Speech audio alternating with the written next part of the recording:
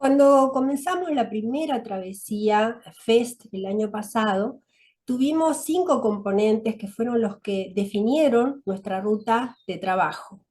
En esta segunda travesía hemos logrado fundamentarlo científicamente gracias a un profesional que estuvo con nosotros en varias oportunidades y que esta vez es el primero que nos ayuda a definir el método que hemos elegido para trabajar en este código FEST, en este acordar. ¿De qué hablamos cuando hablamos de los pilares que sustentan esta travesía? Fuentes económicas o financiamiento, ecosistemas, sociedad, tecnología. Hoy recibimos a Carlos González Carrasco, un científico designado por el CONACYT, Consejo Nacional de Ciencia y Tecnología, como profesor investigador invitado del ECOSUR en la frontera en México. Tiene más de 25 años de trabajo en investigación científica en lo que ha definido, conceptualizado y descrito la anatomía de la nueva ciencia, el sistema Sapien y la conductividad humana. Esto en contribución con las transformaciones ecohumanas que vamos a preguntarles de qué se trata, porque tienen mucho que ver en la definición de este siglo XXI.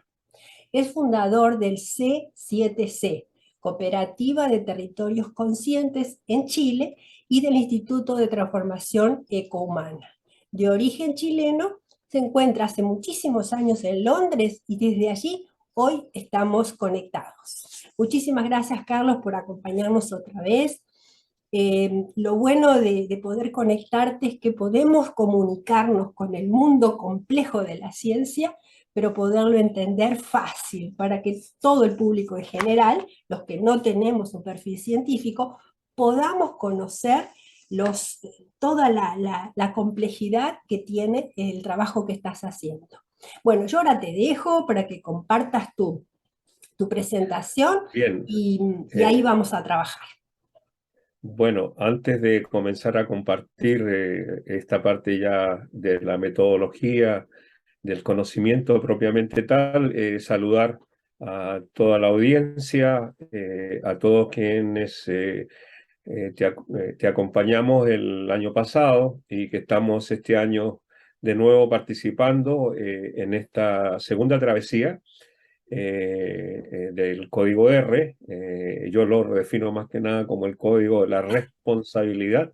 Sí, Y señor. para mí, responsabilidad es la capacidad del ser humano de dar respuestas de calidad a Ujú. preguntas de calidad. Ese es mi R de respuesta. eh, Totalmente de acuerdo. responder, respuesta, responder de una forma cualitativa a preguntas cualitativas y con acciones cualitativas. Bien, el tema que voy a compartir y de una manera lo posible, lo más, yo diría, lo más accesible a nuestra audiencia, es lo que yo he venido desarrollando ya por mucho tiempo. Mis orígenes en Chile, justamente en lo que sería la parte del cuestionamiento del materialismo científico, sientan las bases con grandes biólogos y neurólogos chilenos, como lo fue Humberto Maturana y mi gran maestro, entre comillas, guía, inspirador, Francisco Varela. Hay muchos otros, por supuesto, pero estoy hablando de mis orígenes como estudiante en la universidad, donde me interesé mucho por la ciencia de nuestros pueblos originarios.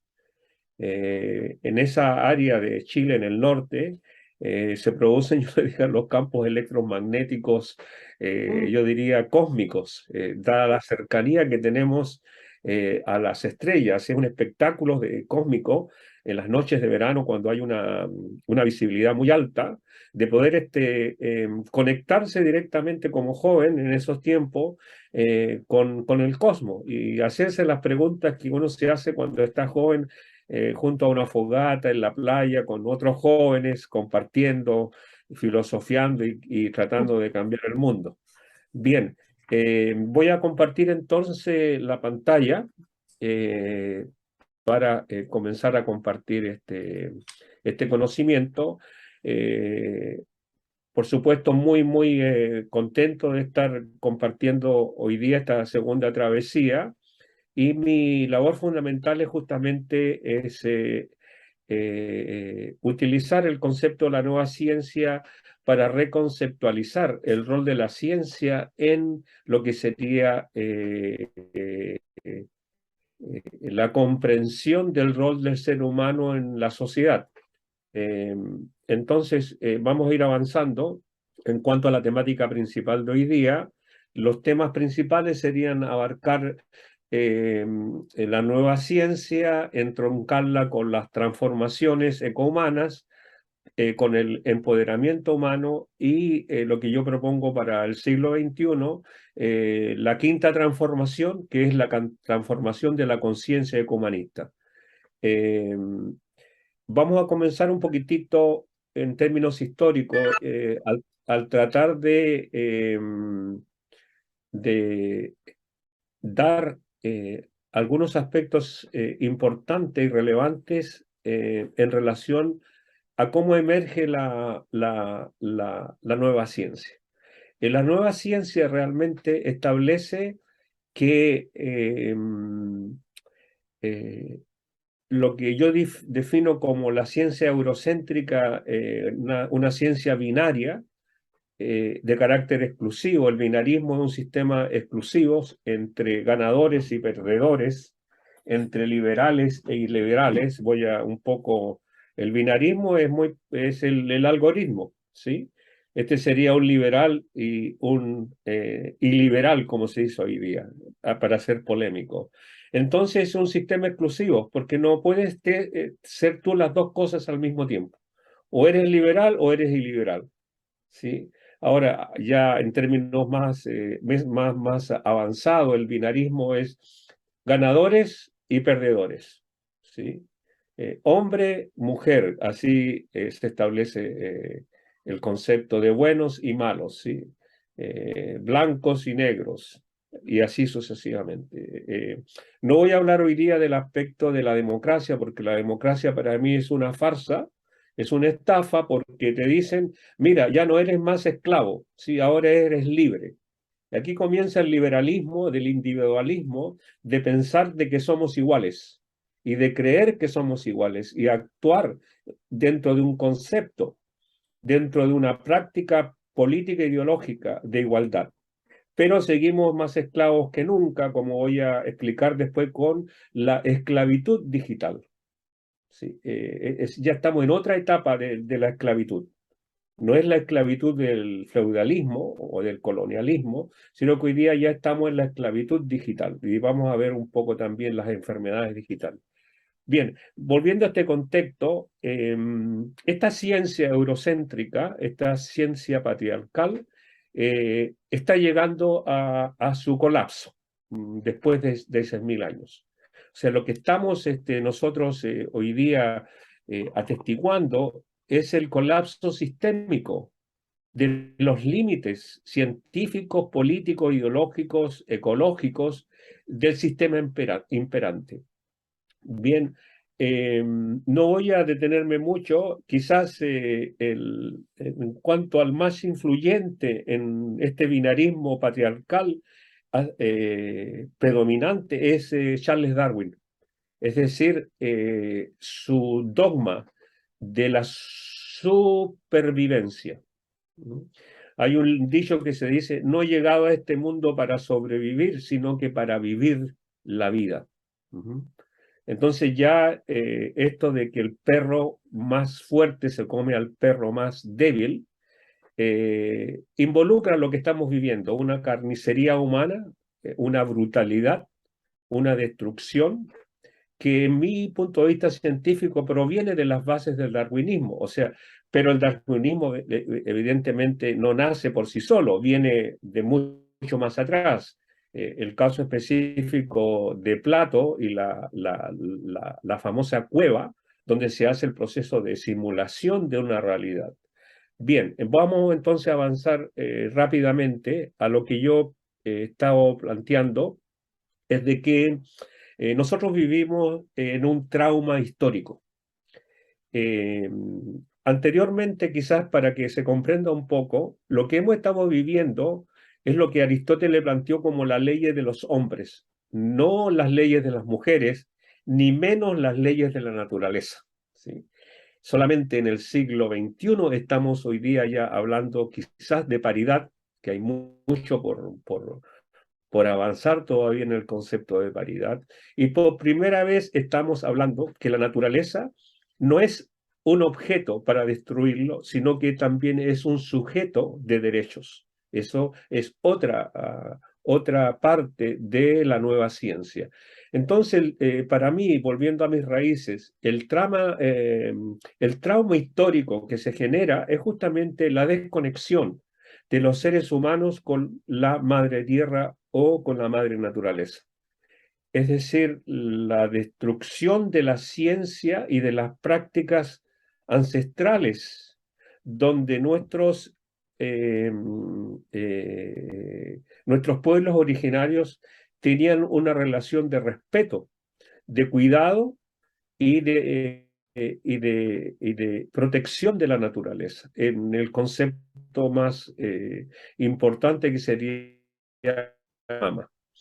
Esta desconexión de los seres humanos con la naturaleza nos lleva a este trauma que vivimos en la actualidad, que es la desconexión entre los seres humanos, es decir, un grupo de seres humanos contra otros grupos de seres humanos. Y aquí vienen las clasificaciones racistas, de géneros etarias, de las desigualdades que existen hoy día en las relaciones humanas. Volviendo al tema que comencé de muy joven, es lo que yo califico como la dictadura del materialismo científico. El materialismo científico es un sistema de creencias que eh, eh, nos hace creer que el materialismo es una ciencia calificada, es decir, que el materialismo es universal, es neutral, es natural, es normal y por lo tanto tiene que aceptarse como tal. Justamente yo rechazo la propuesta del materialismo científico como un acto natural o como un acto normal o como un acto universal. ¿Sí? El liberalismo justamente tiene una base muy profunda de lo que sería el materialismo. El individualismo es parte del materialismo. Entonces, este proceso de la dictadura del materialismo científico eh,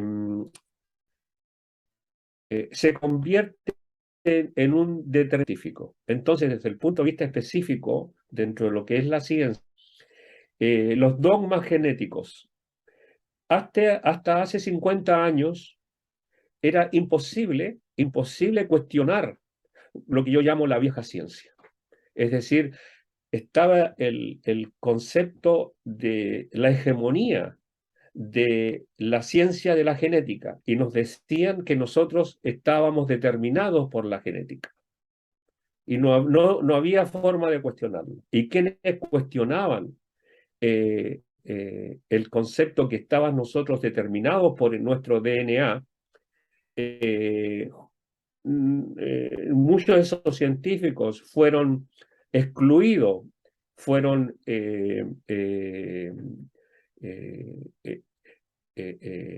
criticados y no aceptados por la hegemonía científica que existía en esos tiempos. Lo mismo en cuanto al determinismo neuronal de lo que se llamó la neurociencia. Y digo lo que se llamó la neurociencia porque ese era otro determinismo que nos decía que nosotros estábamos determinados por nuestro cerebro. Es decir, que era nuestro cerebro quien, quien controlaba y determinaba de una forma predestinada de quién nosotros éramos, ¿sí? Bueno, la neuroplasticidad nos dice que nuestro cerebro es plástico, es decir, es flexible, es evolutivo y no es realmente el cerebro quien nos determina, sino que el ambiente o el sistema en el cual nosotros vivimos. En lo otro que nos estaban después en el siglo XIX, a través del concepto de Estado-Nación, es que nosotros estamos determinados por nuestra cultura, es decir, por el país donde nacimos o por la localización donde vivimos. Eso también, el determinismo cultural, a través del Estado-Nación, es una forma de lo que yo llamo reduccionismo, dentro de lo que sería utilizar el Estado-Nación de nuevo como un acto natural, un acto normal que se haya gestado esta forma de organización de la sociedad bajo un Estado-Nación que es el que te controla desde que tú naces hasta que tú mueres, ¿sí? Lo otro que sería lo contrario, o sea, el binarismo, es que no, que hay que destruir al Estado por completo y el individualismo, la libertad del individuo, eh, predomina sobre cualquier propuesta de un Estado-nación. Bien, entonces, para hacerlo ya mucho más específico, ¿qué es lo que estamos viviendo? Estamos viviendo realmente un colapso sistémico de estas propuestas que emergen hace 6.000 años atrás. Es decir, sin ser controversial, el imperio romano cae, el imperio griego, todos los imperios tienen ciclos, ¿sí? Son ciclos de, donde emerge un imperio, evoluciona el imperio, asciende el imperio. Aquí estamos hablando del imperio científico, del determinismo científico. Aparece una ciencia, evoluciona, asciende, se convierte en dogmática, empieza el proceso de descenso, de deterioro, y posteriormente el colapso sistémico de este ciclo. Entonces, la humanidad pasa por diferentes ciclos y en cada ciclo, por supuesto, son muy violentos los términos de ciclos. Ha sucedido en todos los periodos históricos, ¿sí? Y este periodo, este ciclo actual no es ajeno a las características de la caída de los ciclos anteriores.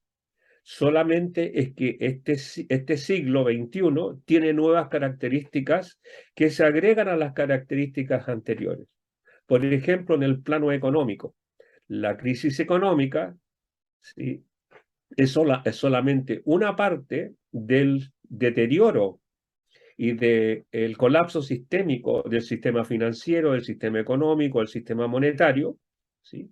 Y por otra parte tenemos el colapso del sistema político, el colapso del sistema social, el colapso ecológico, es decir, la destrucción de nuestra madre naturaleza. Y lo que yo vengo proponiendo es que realmente gracias justamente a grandes pensadores, grandes científicos, emerge una nueva ciencia que cuestiona justamente los dogmas y el determinismo de la vieja ciencia. Y en cada proceso, en cada ciclo, emerge un nuevo futuro. Es decir, este ciclo que estamos viviendo en la actualidad es un ciclo moribundo, pero todavía no está muerto, porque cada ciclo tiene su propio proceso de transición. De que va a venir un nuevo futuro, va a venir. Lo que no sabemos es para quiénes, por quiénes y quiénes se van a beneficiar del nuevo futuro. No sé si me queréis preguntar algo a esta parte. No, yo creo que esto lo vamos a considerar un webinar, entonces está bueno que también cambiemos el sistema de las entrevistas por el de formación, después dejándolo con algunos cuestionamientos al final. Me gustó mucho la idea de no interrumpirte y de dejarte que libremente nos vayas mostrando esta nueva ciencia en la forma en que la estás trabajando, para que no te haga preguntas, sino al final podamos dejar un tema abierto al debate, porque definitivamente aquí estamos en las 4D y en el debate, ¿no? Debate abierto. Muchas gracias, Marita. Bien, entonces vamos a empezar con la metodología y las raíces metodológicas de la nueva ciencia. Bien, la nueva ciencia se entrama directamente con la naturaleza, es decir, son las leyes de la naturaleza las que presentan los fundamentos de la nueva ciencia. Entonces, uno de los aspectos que se ha recogido son las espirales logarítmicas. Es decir, las espirales logarítmicas se presentan en todo el sistema, tanto interno del ser humano, tanto externo como en el sistema cósmico. Ahora, ¿cuáles son las características? Bien, si uno le pone el microscopio, ¿sí?, a la flor que está en la primera fotografía, uno se va a dar cuenta de que cada parte es única, ¿sí? Es única, pero que al mismo tiempo forma parte de un todo. Todas las partes están relacionadas.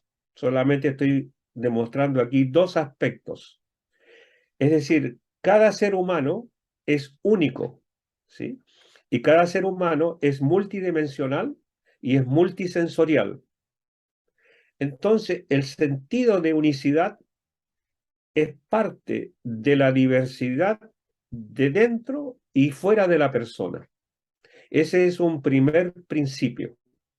El segundo principio de la nueva ciencia y de los sistemas vivientes es que es un sistema viviente holístico, es decir, es un sistema de la totalidad, es un sistema integrativo exclusivo, en donde el sentido de inclusión permite que todas las partes se relacionen, y esto implica también una relación tanto interna como externa de afectar la biosfera, como en el caso específico de lo que sería la propuesta del antropocénico, pero al mismo tiempo cómo la biosfera nos impacta a nosotros. Lo otro importante de esta metodología es de que todo existe en relaciones y todo existe en sistemas de cooperación y colaboración. Me refiero, si internamente nuestras células están compitiendo y peleándose y matándose la una a la otra, nuestros organismos internos se destruyen, ¿sí? Entonces, es importante de que este concepto de la relacional de sistema de colaboración y cooperación es tan intrínseco en nosotros internamente, es tan intrínseco en la naturaleza y es tan intrínseco en el cosmos, ¿sí?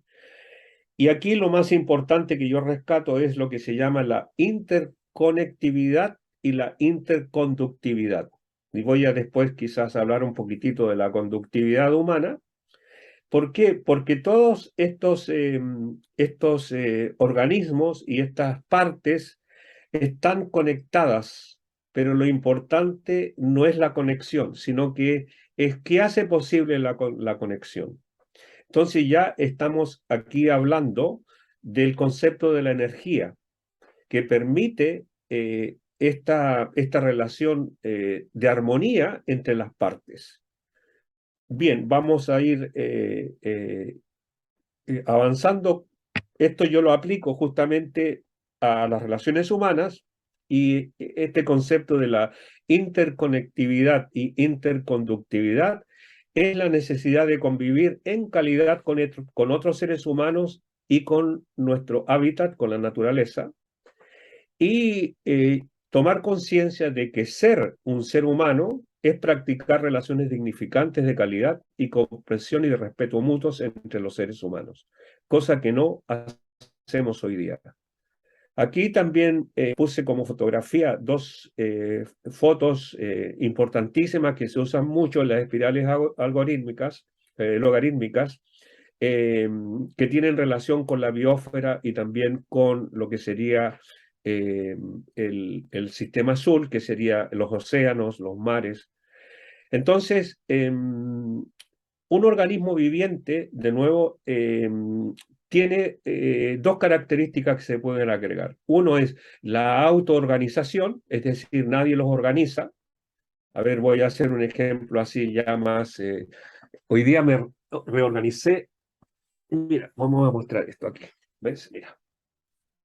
Bien, este es un organismo viviente. Este es un sistema viviente. ¿Sí?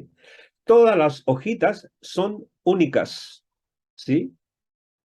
Pero están todas relacionadas y todas forman parte, se autoorganizan. ¿Sí? Nosotros como seres humanos, supuestamente, deberíamos estar autoconscientes si tenemos este conocimiento científico, ¿sí? De nuestra capacidad de autogestión y de autocreatividad. Bien. Entonces, esta plantita que yo la tengo aquí en mi ventana, ¿sí? Está expuesta a su ambiente, es decir, le entra luz, le echo agüita, pero también le tengo un spray y le voy echando agüita por arriba también, es decir, la voy nutriendo y ella va respondiendo, la llamo ella como planta, como flor, ¿sí? Le gusta que la cuiden, le gusta que la adoren, que realmente sientan, y esta vibración, te fijas, es también muy importante, ¿no? La frecuencia, las vibraciones.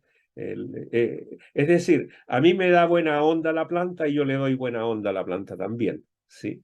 Pero claro, porque yo tengo conciencia de que para tener plantas bonitas como la que yo tengo que nutrirla. Entonces ya esta dicotomía de la naturaleza y la nutrición no son binarias, ¿sí? Van de mano en mano, ¿sí? Después vamos a hablar más de eso. Bien, voy a poner mi plantita acá. Y por último,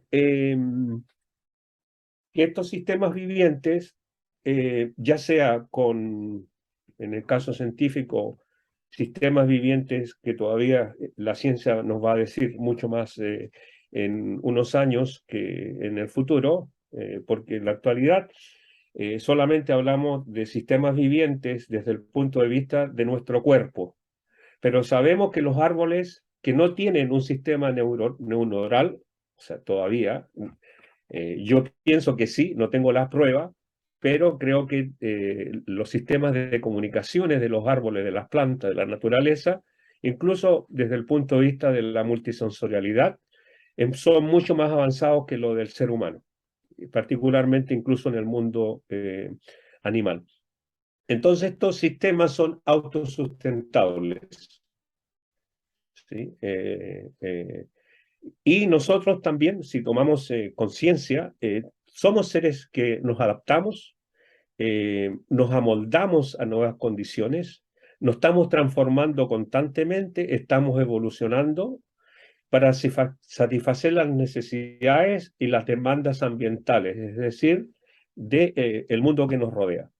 Entonces estamos hablando realmente de sistemas regenerativos autosustentables. Todo esto, para muchos de nuestros oyentes, es algo muy nuevo.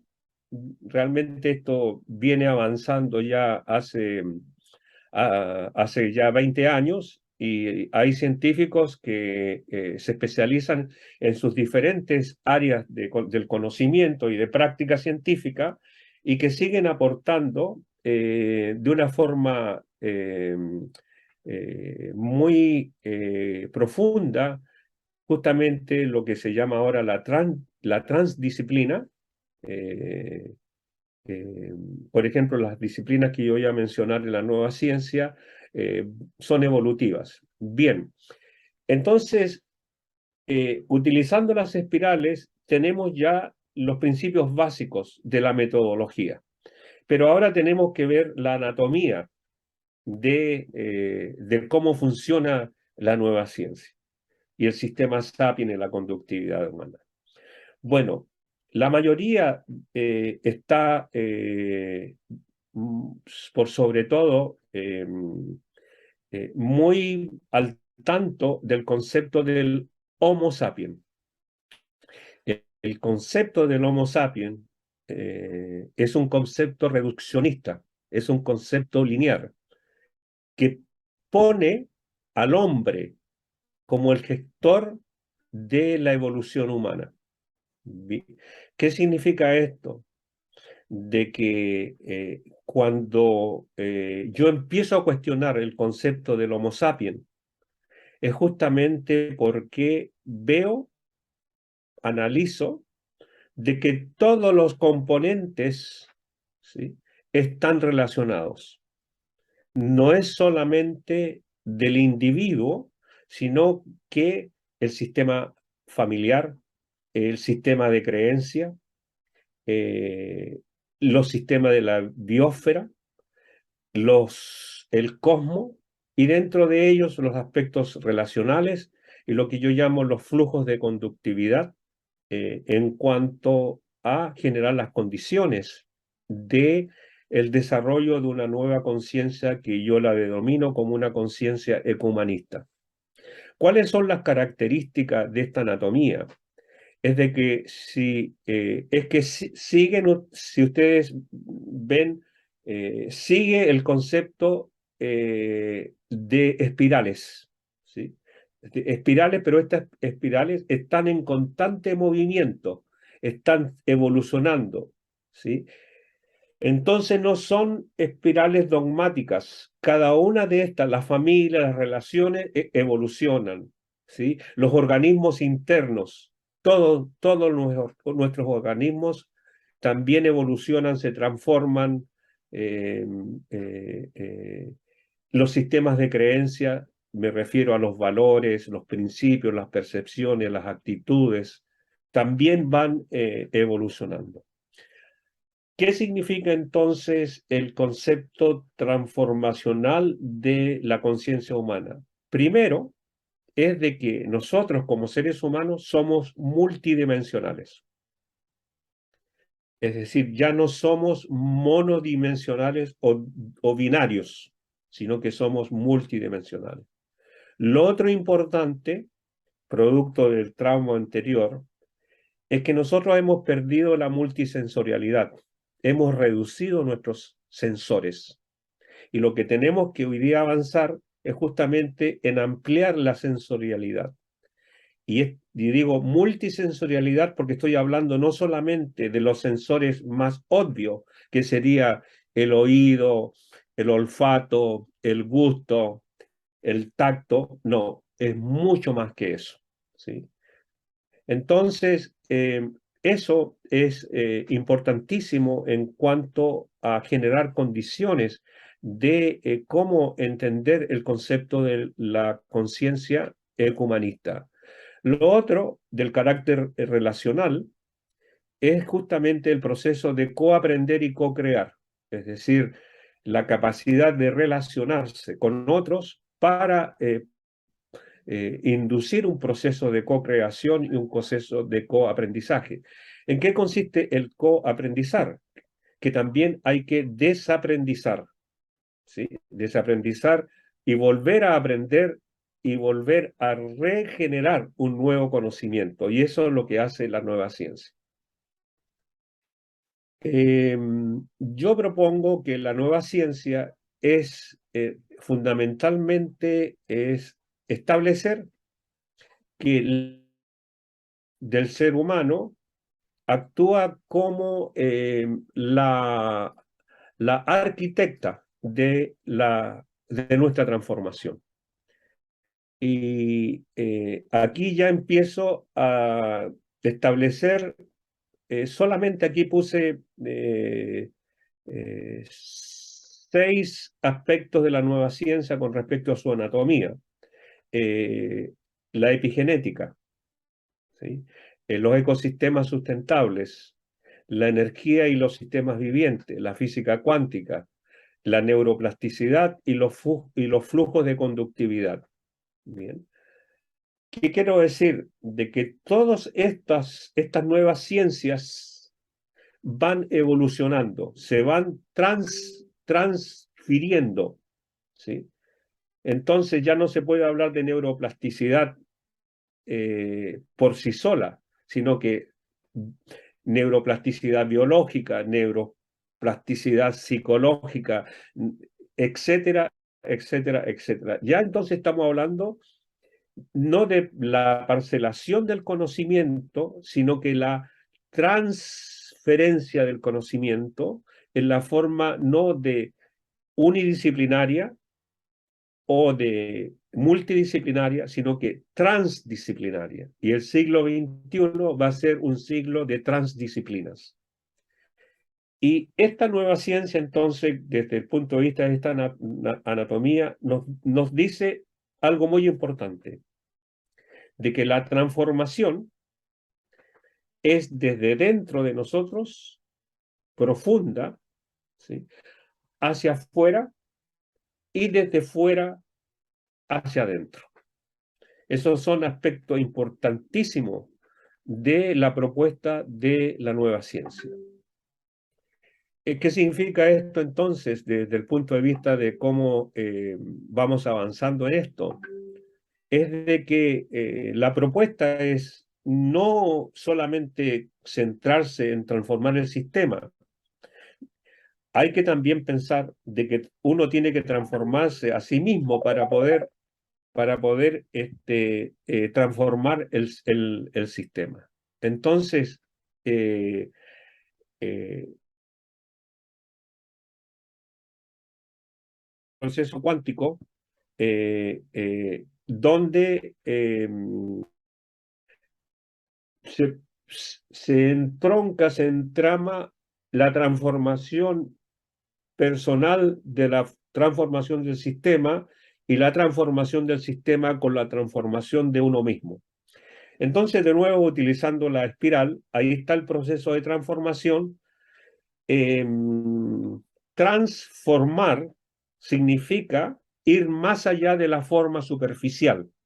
Es decir, trans es ir más allá, forma es la forma superficial de la percepción. Entonces hay que ir más allá de la percepción de una supuesta realidad. Entonces aquí está el esquema del proceso de cómo empoderarse. Y yo planteo que el proceso de empoderamiento humano es la capacidad que tenemos los seres humanos a través de la conciencia de reprogramar, cómo hackear al hacker que nos tiene hackeado. Es decir, yo digo que al transformar la conciencia se transforma el sistema. Vamos a ir avanzando. Entonces, haciendo un resumen de lo que había dicho anteriormente, es de que la nueva ciencia es una ciencia abierta, ¿sí? No es una ciencia dogmática, no es reduccionista, es una ciencia dinámica, es una ciencia evolutiva que va a seguir transformándose en sí misma. Aquí yo, con respecto justamente a quienes dicen tener la verdad, es justamente hacer esta propuesta. En el caso específico mío, yo sigo como un estudiante. Soy investigador justamente porque todavía, y voy a seguir estudiando porque esto no para. Esto va, continúa, continúa, continúa. Entonces, para quienes tienen esta arrogancia científica de sus verdades científicas, les puse esto: cuando uno cree tener las llaves para revelar los secretos del universo, la naturaleza llega y te cambia los candados. Es decir, hay que tener conciencia de justamente de ser lo suficientemente modesto.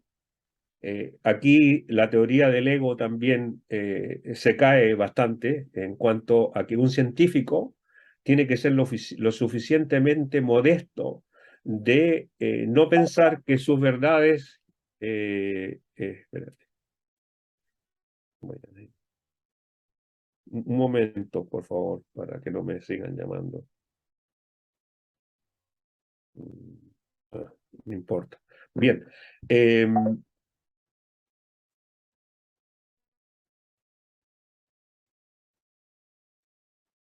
Perdón, está sonando el teléfono ahí. Bien, entonces, para rescatar lo que estaba diciendo, que la nueva ciencia del siglo XXI se entrama con la sabiduría ancestral, la madre tierra y los seres humanos son inseparables, y la nueva ciencia propone el proceso del empoderamiento humano. Eso sería como forma de compartir este nuevo conocimiento que, como digo, ya aparece hace 50 años, pero hace 25 años ya se está estableciendo como un referente dentro de los nuevos científicos que aparecen justamente a partir de los años 60, 70 y ahora 80, ya estamos ya en el siglo XXI. Bien, ¿alguna pregunta? No, yo creo que a esta altura te voy a pedir que dejemos de compartir.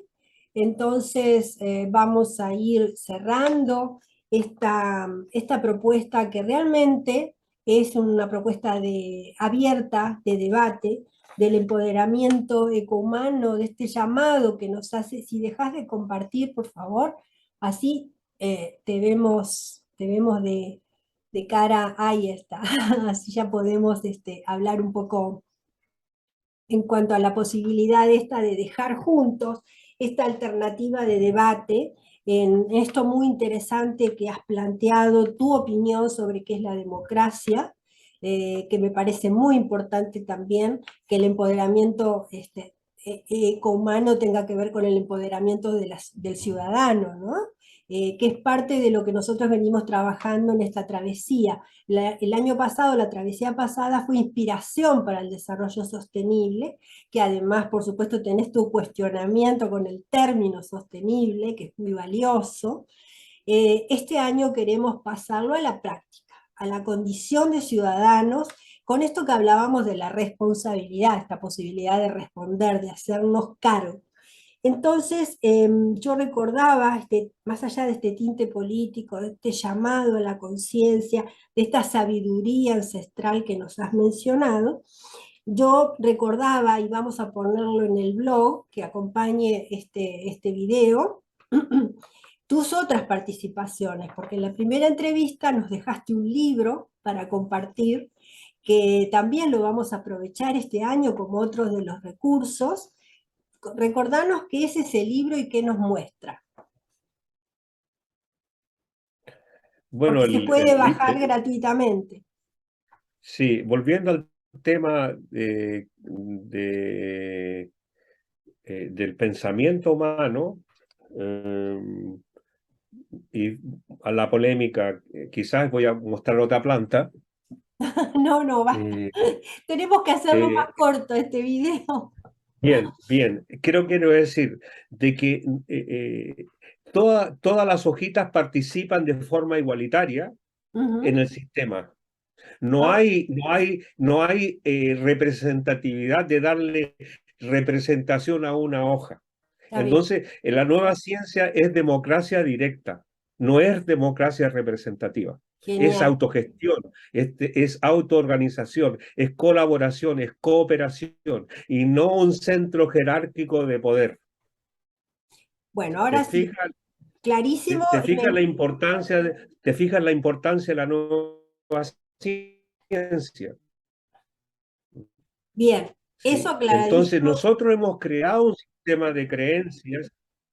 ¿Sí? Entonces nos hemos desempoderado al darle nuestro poder a otros para que nos representen. Bueno, comentanos ahora qué nos deja el libro que vamos a invitarlos a que Bueno, bajen, que fue tu edición del año el, pasado, fue tu el, regalo. el libro es realmente quizás un libro, yo diría, que se anticipa a los acontecimientos actuales. En ese libro yo identifico el colapso sistémico y las características del colapso sistémico, incluidas las guerras entre los superpoderes y la caída de los imperios. ¿Sí? Entonces, ¿qué significa esto? Que en ese libro está, por ejemplo, todo el concepto de las guerras químicas, de las guerras biológicas, de las guerras cibernéticas, que es justamente lo que estamos viendo. O sea, lo que está pasando, esto ya de lo que sucedió en la Segunda Guerra Mundial, de grandes ejércitos, de numerosos elementos físicos, ya realmente esos están detrás. Ahora estamos hablando de guerra cibernética, de guerra biológica, de guerra química, y de nuevo la nueva ciencia establece justamente esas nuevas características del siglo XXI en el campo de la tecnología, en el campo de la digitalización, claro, aplicado por los complejos industriales para destruirnos los seres humanos. Nosotros Y vamos a dejar, perdón, sí. sí, y el libro justamente da un aviso, explica por qué suceden estos ciclos autodestructivos de la humanidad. Nosotros, te decía, vamos a dejar los datos para que se contacten con nosotros y todo aporte que quieran hacer, porque no se trata de confrontar, sino de justamente, como decías, de ser estudiantes, investigadores hasta el último momento de nuestra vida, porque esto está en permanente evolución. También vamos a conectar el conversatorio que refirió y que también lo pusimos en tema en consigna de debate, de América Latina, corazón de la humanidad. Muy breve. ¿Qué vamos a ver en ese conversatorio que vamos a linkear? Que ahí estuviste compartiéndolo con Lorena Páez Britos del INDESU de México. ¿Qué vamos a ver ahí? Bueno, la ERA está pariendo un corazón y no puede más, se muere de dolor. Entonces, nosotros justamente, la propuesta es justamente regenerar. Cuando hablamos de corazón, hablamos de la vida, hablamos del amor, hablamos de la energía. Entonces, este es un proceso de regeneración de nuestro ser y regeneración de nuestra madre, de la relación que tenemos con nuestra madre. Entonces, cuando hablamos de corazón, es una metáfora en cuanto a que no es un materialismo. El corazón se identifica con el espíritu humano, con el alma del ser humano. ¿Sí? Parece que fuera una expresión religiosa, pero no. Es una expresión de la energía, del amor por la vida. Entonces la nueva ciencia es una nueva ciencia de una cultura por la vida, no una cultura de la autodestrucción o la destrucción de otros. En ese sentido, cuando hablamos de del corazón de América Latina, estamos hablando de que en América Latina tenemos todavía los pulmones de la humanidad para poder la energía de generar nuevas formas de pensamiento, nuevas formas de práctica de relaciones humanas, nuevas formas de relacionarnos con nuestra madre tierra. Es la metáfora del corazón. Bueno, y por último, ya gran parte lo has dicho acá, la conferencia de cierre que tuvimos, donde hablaste del antropocentrismo y del biocentrismo. Nosotros vamos a conectar los links de estas cuatro regalos que nos has hecho, de este webinar que realmente es pura y exclusivamente un foco científico que necesitamos, porque no siempre la charla cotidiana nos permite entrar en complejidades, como todo lo que tiene que ver con el desarrollo a largo plazo, o como ahora se le llama la regeneración, ¿no? Y nosotros, bueno, te agradecemos muchísimo porque cuando hablamos de la espiral logarítmica, no teníamos el sustento que necesitábamos y nos lo aportaste. y ahora en este concepto de Munay, ¿no? De esta palabra en quechua que quiere decir amor a la naturaleza, amor a sí mismo y amor al prójimo, es lo que tiene todo que ver con esto que nos has dicho hoy. Muchísimas gracias, Carlos, por habernos acompañado, y la travesía recién empieza, así que supongo que te vamos a tener en otros momentos también para acompañarnos en esta complejidad hasta el 10 de diciembre, Día de los Derechos Humanos.